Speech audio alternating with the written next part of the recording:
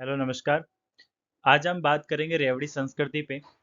और इंग्लिश में बोलते हैं इसको फ्री वीज, और रेवड़ी कल्चर भी बोलते हैं। इसका दूसरा नाम भी एक लोक लुभावन, यानी कि जो जनता को लुभाए, ऐसी नीतियाँ या ऐसी योजनाएं।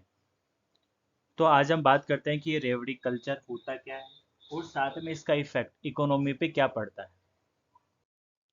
देखिए, राजनीति परिप्रेक्ष्य में देखें तो ये एक ऐसी रणनीति प्रतीत होती है जिसमें तात्कालिक आवश्यकताओं की पूर्ति वाले वादों को जनता के बीच व्यापक समर्थन मिलता है।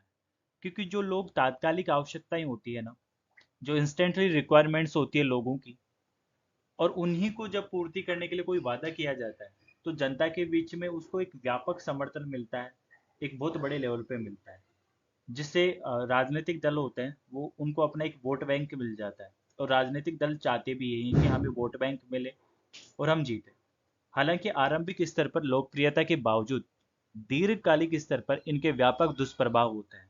इनिशियल स्टेज पे तो लोकप्रियता बहुत मिल जाती है, और हो सके तो वो पार्टी जीत भी जाए, लेकिन इसका जो इकोनॉमी पे इफेक्ट होता है, लेकिन लॉन्ग टर्म लेवल पे जो इफेक्ट होता है वो बहुत दुष्प्रभाव होता है।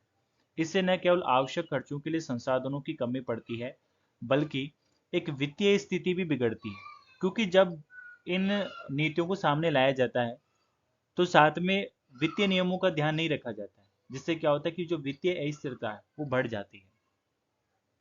दूसरी बात करें, देखिए लोकतंत्र में क्या होती है कि जनता की जो इच्छा होती है वो सर्वोपरि होती है। और लोक लुभावनवाद से भी इनडायरेक्टली कहीं ना कहीं जनता की इच्छा ही रिफ्लेक्ट हो रही है। क्योंकि लोक लुभावनवाद में जनता की इच्छा प्रतिनिधि ध्वनित होती है, और यही लोकतंत्र का मूल है, मूल अधिकार भी है। लोकतंत्र का एक मूल अधिकार भी है। लेकिन सवाल ये कि इनके समीकरणों में मूलभूत समस्याएं हैं। लोक लुभावन प्रवृत्तियों के चलते जो पार्टियां बड़े बड़े वादे तो करती हैं, और उस हिसाब से उनकी पूर्ति नहीं कर पाती हैं, तो जनता का भरोसा घटता है। इन सबसे बढ़कर लोक लुभावन नीतियों से सरकारी खर्च में भारी बढ़ोतरी होती है, और इनसे कुछ तात्कालिक लाभ भले ही मिल जाए, लेकिन जो बजटीय घाटा और वित्तीय अस्थिरता और अंततः किसी आर्थिक संकट की आशंका बढ़ जाती है। ये इनके एक दुष्प्रभाव हैं। मैं आपको एक फैक्ट बताता हूँ जो अर्थशास्त्री बताते हैं। अर्थशास्त्री मानते हैं कि जो अति आवश्यक वस्तुएं होती हैं, जैसे कि मान लो कि ट्रांसपोर्ट है, जिसमें रोड आ जाती है, एयरपोर्ट आ जाता है, साथ में एजुकेशन, हेल्थ,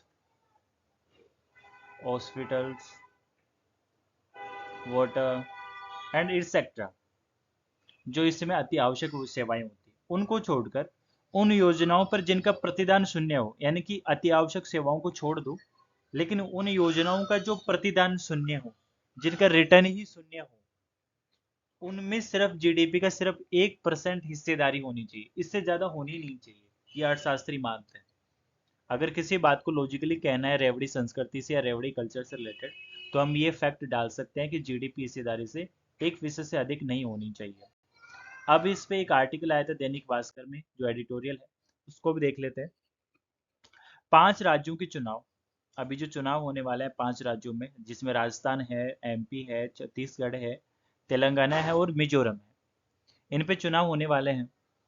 आम चुनाव से चली सरकारों के लिए रेवड़ियां बांटने का मौसम, कोई किसान सम्मान राशि बढ़ाना चाहता है, तो कोई महिलाओं की नौकरी और विधायिकाओं में आरक्षण। दरअसल नकदी के रूप में दी जाने वाली रेवड़ी या कर्ज, बिजली बकाया में माफी, या फिर किसी वर्ग को आरक्षण देने में अंतर है। विकास दो तरह से किया जा सकता है, कि अभी इन्हीं को आगे एक्सटेंड किया है कि अगर आप रेवड़ी संस्कृति के बजाय कुछ और अपनाते हैं, तो विकास दो तरीके से किया जा सकता है। पहला, जो अंतर संरचनात्मक होता है, यानी कि जो इंफ्रास्ट्रक्चर होता है, उसका ढांचा तैयार करके, कि जब आप रेवड़ी बांट रहे हो तो इसके बजाय हमें क्या करना चाहिए, स्कूल, रोड, अस्पताल, नहर, बिजली उत्पादन, यातायात बेहतर करके। और दूसरा, अगर गरीबी भयानक हो तो उसे सीधे नकदी देकर, यानी कि उनको एक बार हम केस दे दें, जो डायरेक्ट बेनिफिट ट्रांसफर के थ्रू हो सकता है। उसके बाद उनको एक ऐसा काम दिया जाए सो डैट वो एक समर्थ बन सके, कि वो अपनी आय भी कमा सके, और उनकी स्किल भी लगातार इनहेंस होती रहे, बढ़ती रहे। लेकिन अगर फ्री अनाज देकर उस गरीब को भूख से बचाया जा सका, तो अगली योजना उसे नकदी देने की नहीं बल्कि काम देने की होनी चाहिए। ऐसे नहीं कि हम बार बार उसको पैसे देते जा रहे हैं। तो इससे तो लोगों के अंदर एक इनएक्टिव की जो कंडीशन होती है वो स्थिति क्रिएट हो सकती है। तो इस तरह से आर्टिकल है, इसमें दो बातें इंपॉर्टेंट है कि उनके रेदर देन हमें ये करना चाहिए कि विकास दो तरीके से किया जा सकता है, कि एक तो इंफ्रास्ट्रक्चर डेवलप करे, और जो लोग बहुत ही ज़्यादा भयानक गरीबी में है उनको हम केस दे करके वहाँ से निकाल सकते हैं। चलिए जी, thank you and all the best.